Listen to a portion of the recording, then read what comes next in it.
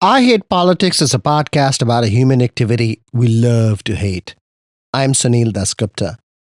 Conowingo is one of the largest privately owned dams in the United States, certainly the largest in Maryland, a state which has no natural lakes, by the way. The Conowingo Dam sits on the longest river on the east coast of the United States, the mighty Susquehanna, which starts in the mountains of western New York, flows through Pennsylvania, and then into Maryland to join the Chesapeake Bay. It is the Chesapeake's largest tributary, bringing 50% of the bay's fresh water, along with sediment and pollutants. The Conowingo Dam is named after the old town of Conowingo, which was submerged by the dam's 900-acre reservoir when it was built in 1926, 100 years ago now, and supplies electricity, drinking water to Baltimore and the Delaware town of Chester, cooling water for the Peach Bottom nuclear power plant in Pennsylvania, water recreation, and flood management. The dam sits 10 miles upriver from its mouth at the Chesapeake Bay and about 5 miles south of the Maryland-Pennsylvania border, and is physically located in the Maryland counties of Cecil and Hartford. Power generated by the turbines at the dam were meant to supply the city of Philadelphia, but now goes to the 13-state electricity market, or grid, of which both Pennsylvania and Maryland are a part. The Conowingo turbines can generate close to 600 megawatts of clean energy, and the dam has served as a trap for sediment and pollutants from upstream going into the Chesapeake. But together with the two upstream dams in the Commonwealth of Pennsylvania, Holtwood and Safe Harbor, the network has also created considerable ecological damage over its 100 years, including preventing fish moving upstream in spawning season, loss of habitat, vegetation, and wildlife.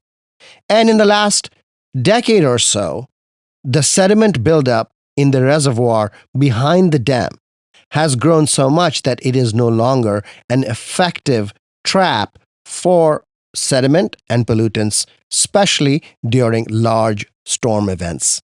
When it was built in 1926, the United States, the states of Maryland and Pennsylvania, the counties of Cecil and Hartford, no one had environmental protections written into law.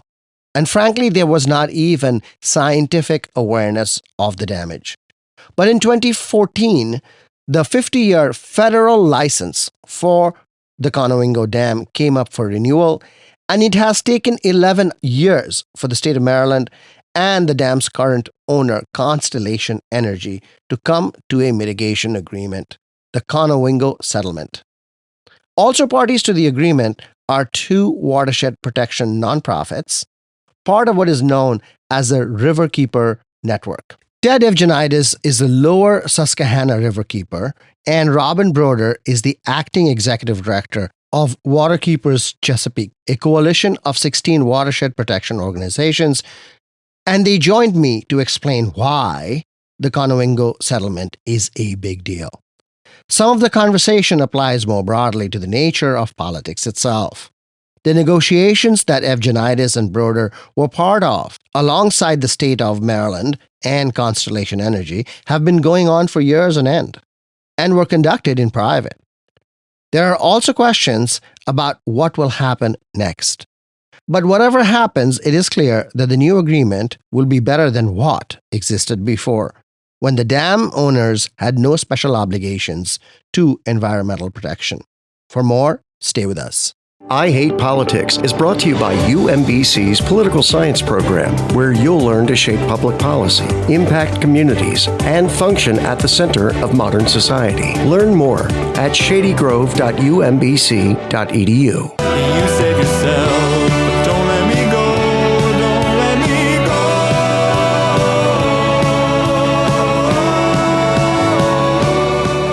I Hate Politics is a podcast about our neighborhoods, workplaces, schools and streets, and our local governments as they function in diverse and democratic societies. This means our politics are messy, dirty, sometimes corrupt, with often self-serving politicians. But no matter how much we may hate politics, we are never exempt from it, even when we refuse to participate. In fact, the purpose of politics is to keep society functioning, precisely when we don't agree with each other, like now. Music for this episode comes from Drew Pictures and the Lead Extras, an indie pop rock band based in Rockville, Maryland. Andrew Glore on vocals and keys, Brian Wolf on guitar, and Josh Wilson on drums. The songs come from their album Cats on Santorini. You can find their music at drewpicturesmusic.com.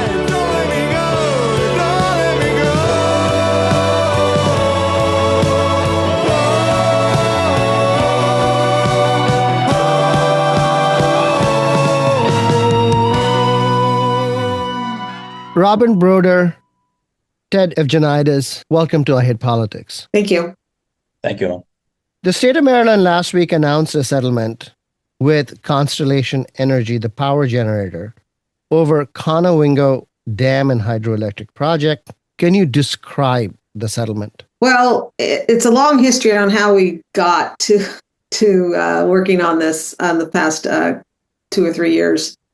All the parties, the state of Maryland, Constellation, Lower Susquehanna Riverkeeper, and Waterkeepers Chesapeake, we agreed to enter confidential mediation to come up with a revised water quality certification and settlement agreement. And this was important because this goes into a 50-year federal license for the dam. Overall, the investment is over $340 million for the 50-year license agreement, which is more than what had been offered in the past, and what is being funded and included is different as well, and that's very important.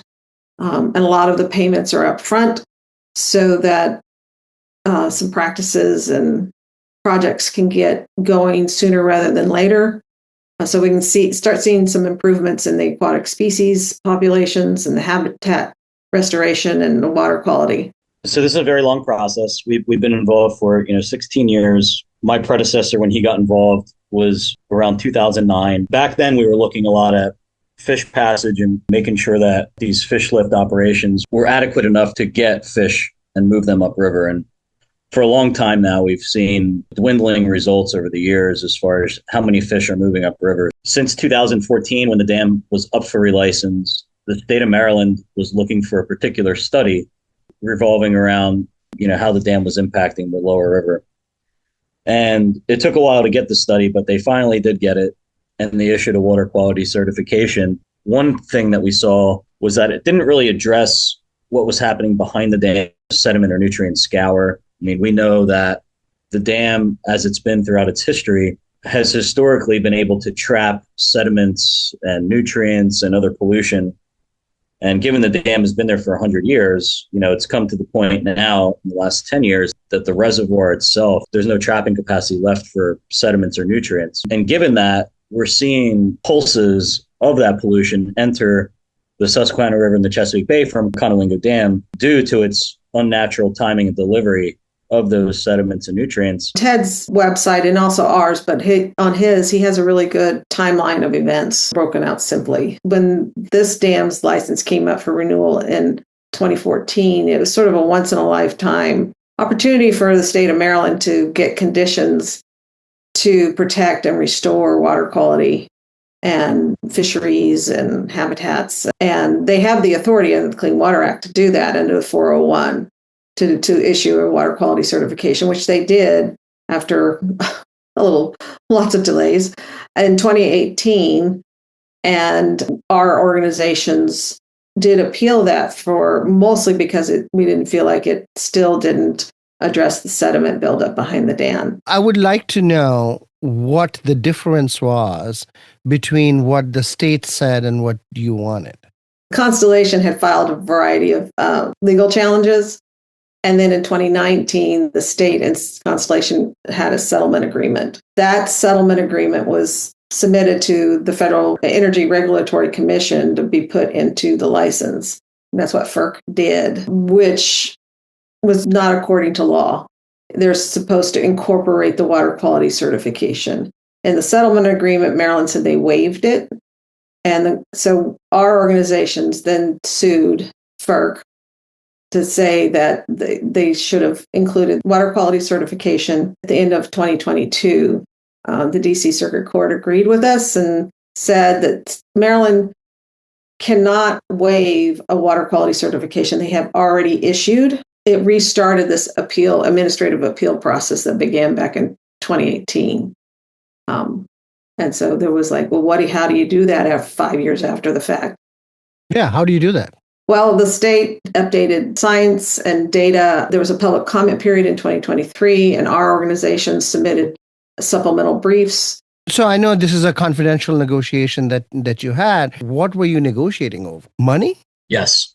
Yeah.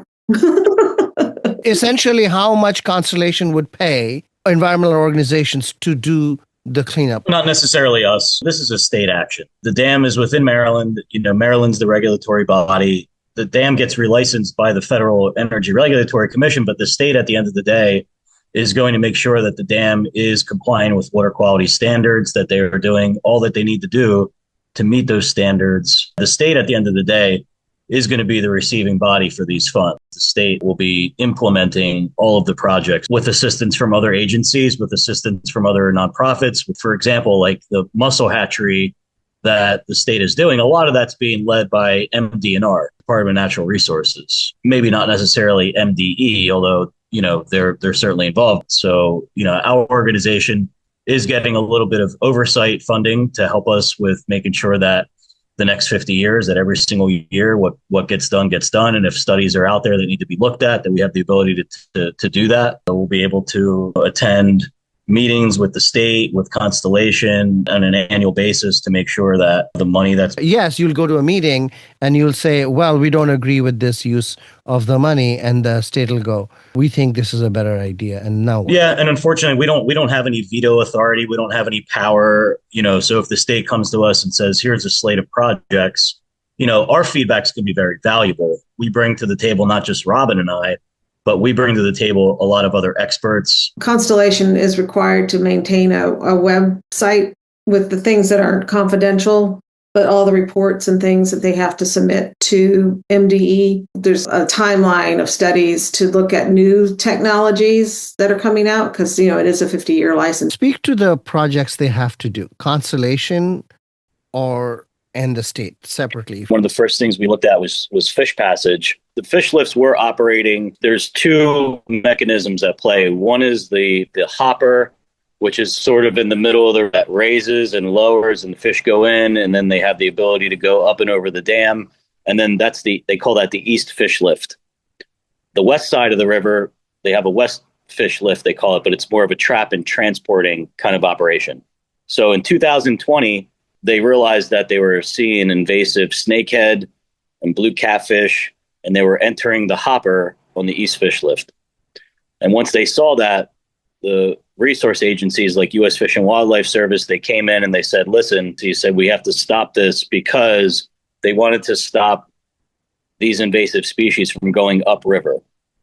And so since 2020, the dam has operated in a truck and transport mode, and they're putting them in a truck and they're bringing them to Pennsylvania, and they're putting them in the river above all the other hydroelectric dams. So for the last 5 years, the Susquehanna River has not had traditional fish passage. To have volitional passage, which is again using that hopper and bringing them over, you're going to see more fish. They have to do some upgrades, and those fish lifts should operate much better. They're also going to do at the East Fish Lift is they're going to make it so that it's more attractive for American eels. Because right now, the American eel, they have a trap and transport program for that. The invasive issue is one thing, right, to keep the invasives out, but another to have volume for native fish, including perhaps the American eel. Are you expecting that to go up through these mechanisms? There is a period of time between when the dam gets relicensed and the next 10, 15 years. They're going to look at how well the new upgrades perform for American eel specifically. If it works really well, then they're going to keep it. If it doesn't work really well, then we're going to have to address that at that time. But that west side of the river, that will always continue, I believe, for American eel. It's how well the East Fish Lift is going to, to get eels up and over the dam, which we'll see how that works. But again, all the designing and planning for this essentially is pretty much almost done. And so, this settlement is going to move forward those designs and those plans that have been they've been talked about for the last 10 years. Let's talk about a little bit about the pollutants that come down Susquehanna, and the overflow problem and the sediment trapping problem. Pennsylvania has fallen far short of what's called TMDL, the total maximum daily load allowed by the agreement. Do you think that this settlement is going to help that process move forward? There's the fish that's moving upstream, and we want that to happen, and obviously the amount of pollutants will determine their life. But what about the pollutants actually coming into the bay? You're right. Pennsylvania is behind in some categories, not all. Now, granted, we have a lot of places in Pennsylvania that have eroded banks, maybe not the best management practices on some of our farms. Maybe some of our construction sites don't have the best management practices there either. If you planted every single tree and if you put in every single practice in Pennsylvania or in Maryland, the Conowingo Dam and all of the other dams around will eventually fill up with sediment. What is the solution? The solution, we believe, over the years, and we've been advocating for it, has been dredging. We feel as though there's good science behind dredging. We feel we've spent a lot of time with experts, and we know that the cost for dredging is not what it once was or what it was deemed to be. It's not hundreds of millions of dollars every year for years and years. We know that there's new technology to move sediment and to essentially calculate what's there in the dewatering and separation phase of dredging. We know that the traditional ways of dredging, where you have a mechanical dredge with a scoop going into the river, that's not the way dredging would be done here.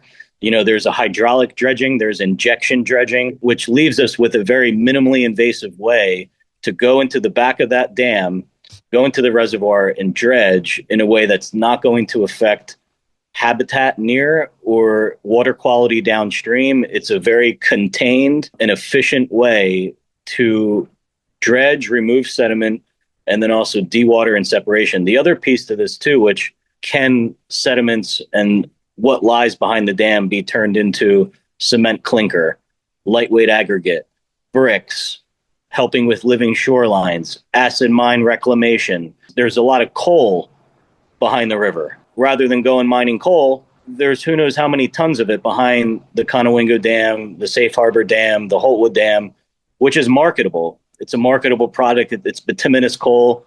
It's the best coal you can find anywhere.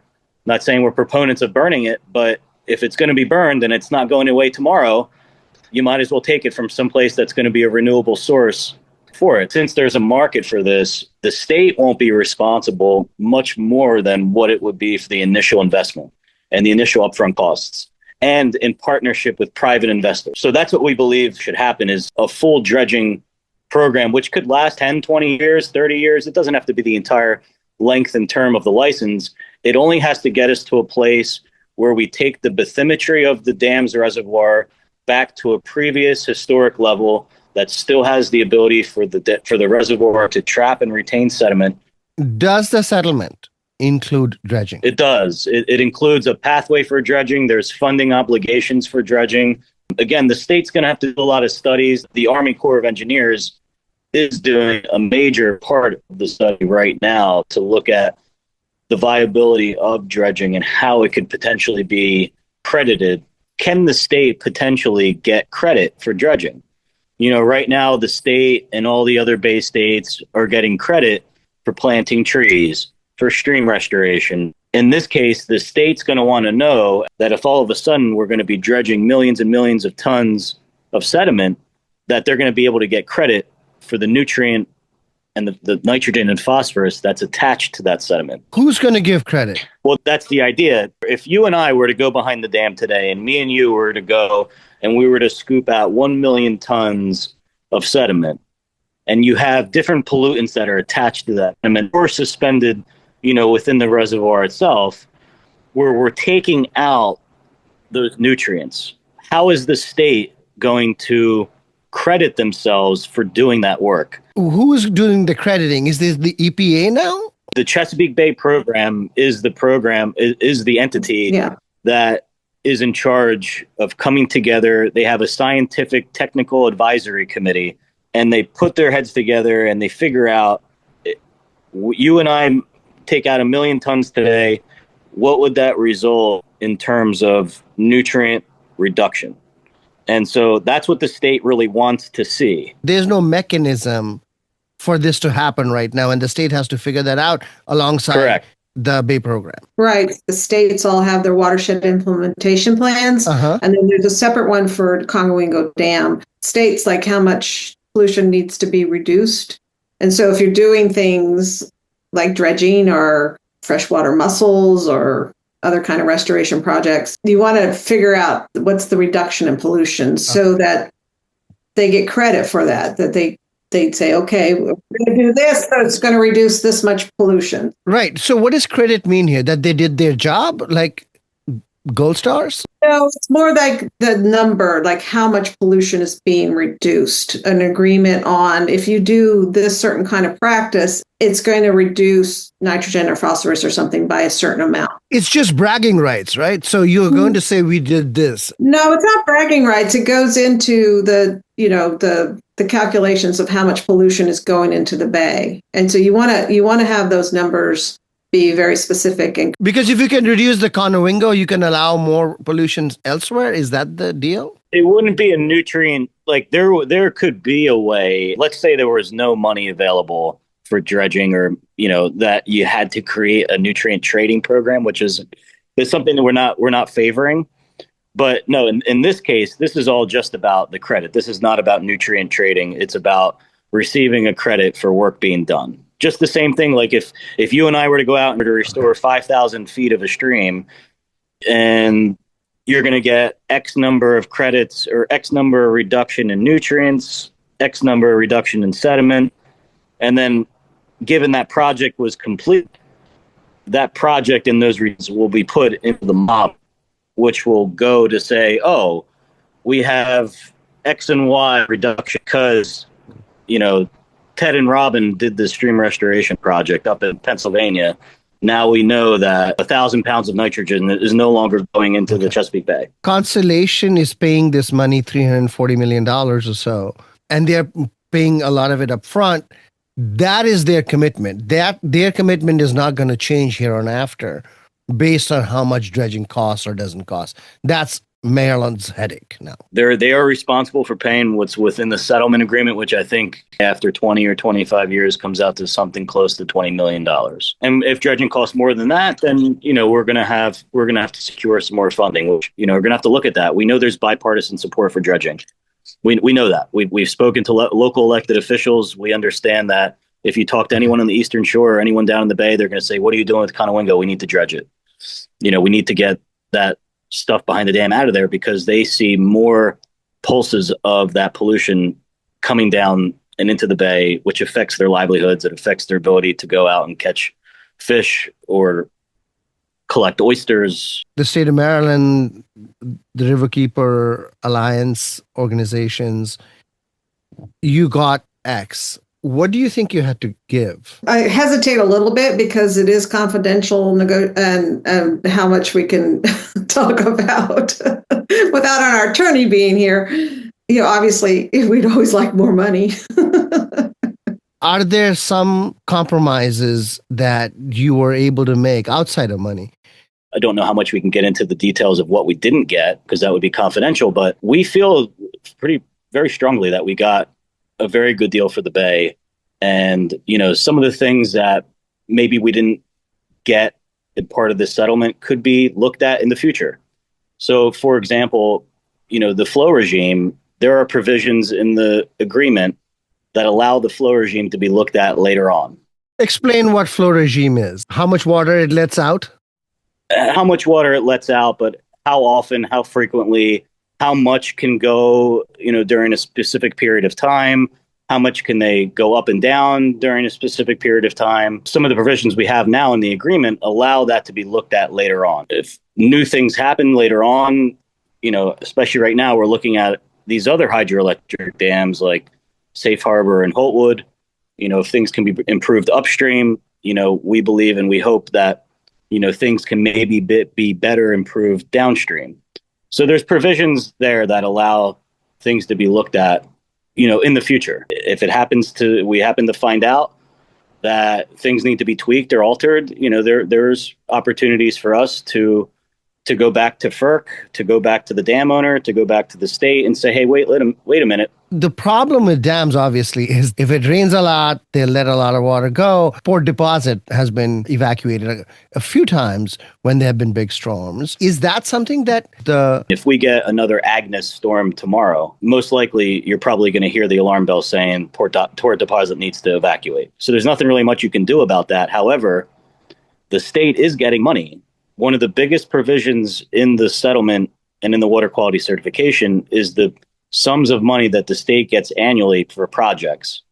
So if for some reason Port Deposit were to get washed out and there was damage, I don't know how the state could use that money, but the state could potentially use some of the money received from Constellation and part of the settlement for water quality projects that would go back and maybe restore a shoreline that got damaged during the flood. They could go back and restore, some type of habitat that was destroyed during the flood. So there is an ability for the state to help Port Deposit, at least I hope. Robin, this money that the state is getting, is it committed to these projects alone, or is it going into the general fund? It's going into a clean water fund. What are the next steps? What are you going to watch out for most? I think at the onset, it's going to be the project select. The state's going to be getting sums and sums of money, and we're going to want to, clarify and make sure that the money is being used properly. We know the state has a lot of good ideas. They've told us some ideas, especially on mussels, but it'll be up to them to decide. But who decides what the best thing for the buck is?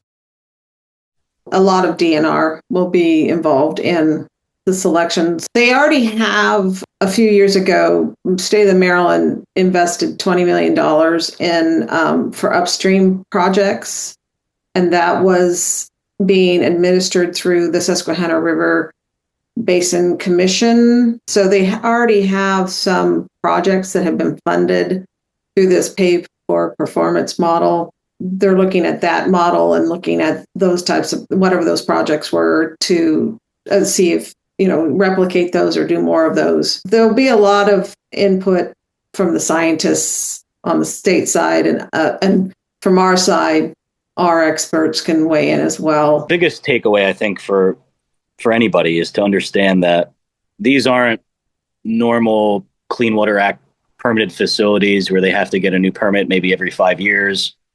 Although they still do. They have a permit like that. But this license, it's a once-in-a-lifetime opportunity.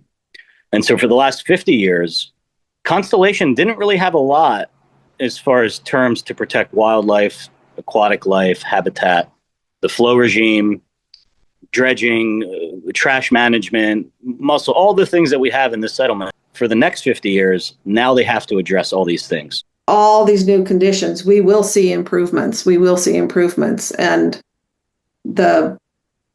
like you were asking about, is like this is not the end. This is the beginning of a new chapter, and we're going to be involved. We'll continue to be involved and hopefully represent our communities and other stakeholders' issues and concerns as we go forward, because we're going to learn new things as we go along. And as Ted mentioned, there are other dams on the Susquehanna River up in Pennsylvania that his organization is now getting involved in the relicensing process. And so it's the hydropower dams are a big issue, and they don't seem to. They're just going to continue to be in part of our lives and our advocacy. Are those upstream dams also owned by Constellation, or is this a different company? No. Different company. They're different owners. Different owners. Okay. It'd be a lot easier if they were,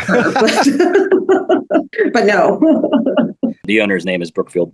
Ted Evgenides, Robin Broder, thank you for taking the time, and please come back when you have a report on progress. We definitely will. Yeah, thank you.